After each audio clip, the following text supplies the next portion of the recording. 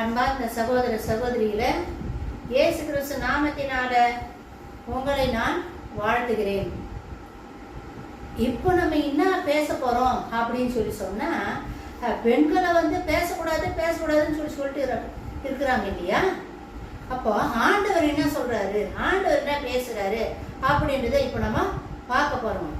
2017 வருஷம் புது வருட ஆராதனை நேரத்துல நான் அதுக்கு முன்னாடி ஒரு 3 நாள் உபவாசம் இருப்பேன். அந்த வருஷம் கடைசியில உபவாசம் இருந்து, ஆண்டவரே இந்த வருஷம் உலகத்துல என்ன நடக்க போகுது அப்படின்னு ஆண்டவர்கிட்ட நான் கேட்பேன். ஆண்டவர் வெளிப்பாடு தருவார். அவர் என்ன கொடுக்குறாரு அது அப்படியே நடக்குமா அந்த வருஷம். ஸோ அந்த மாதிரி புது வருட ஆராதனை நான் கேட்கும்போது நான் ஆராதனை பண்ணினே இருக்கிறேன். இந்த வருஷம் என்ன ஆண்டவரே அப்படின்னு தான் நான் கேட்டேன். உடனே ஆண்டவரே, நீ உனக்குள்ள அடைச்சி வச்சிருப்பார் அந்த செய்தி, என்னுடைய பாடுகள் அடங்கின செய்தி, அதை நீ புத்தகமா வெளியே கொண்டு வா அப்படின்னு சொன்னாரு. சரி, ஆண்டவர் சொல்லி 6 மாசம் ஆயிடுச்சு.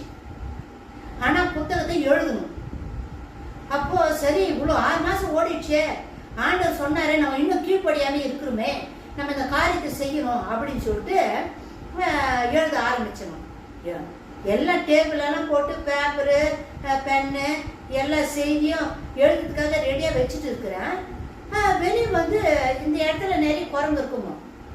அப்போ இந்த குரங்கு இந்த பக்கம் வந்துச்சேன்னு வெளியே போன பாருங்க, எதிர்க்கா தின்ன மாதிரி கொஞ்சம் இருக்குதுங்க. அது தடுக்கி என்னுடைய இடது சைடில் இருக்கிற சுண்டு விரல் இடிச்சு அப்படியே நல்லா பால்வ 2 இன்ச்சுக்கு மேல அப்படியே விரிசல் விட்டுச்சுங்க. ரத்தம் கசியுது. எனக்கு தெரியல அந்த என்ன இது காலில் பிசு இருக்குதுன்னு. அப்புறம் பார்த்தா காலில் ரத்தம் வருது. 10 நிமிஷத்துக்கு அப்புறம் தான் எனக்கு வலியே தெரிஞ்சாங்க. அதுக்கு முன்னாடி வலி தெரியலமா. அதுக்கப்புறம் நான் ஒன்றும் பண்ணல, தண்ணி போட்டு கழுவிட்டு சுத்தமா தொடச்சி அப்படியே விட்டுட்டேன். அவ்வளோதான். துணி போட்டு கட்டி விட்டுட்டோம். அதுக்கு எந்த ஒரு வைத்தியமும் பண்ணல. நான் பேப்பர் எடுத்து உட்காரலாம் எழுதலான்னு போதே என் சரீரத்தில் ரத்தம் சிந்துச்சுங்க. ஐயோ, இந்த வலியோட நம்ம எப்படி எழுதுதுன்ற எண்ணம் எனக்கு இல்லை, விட்டுட்டேன்.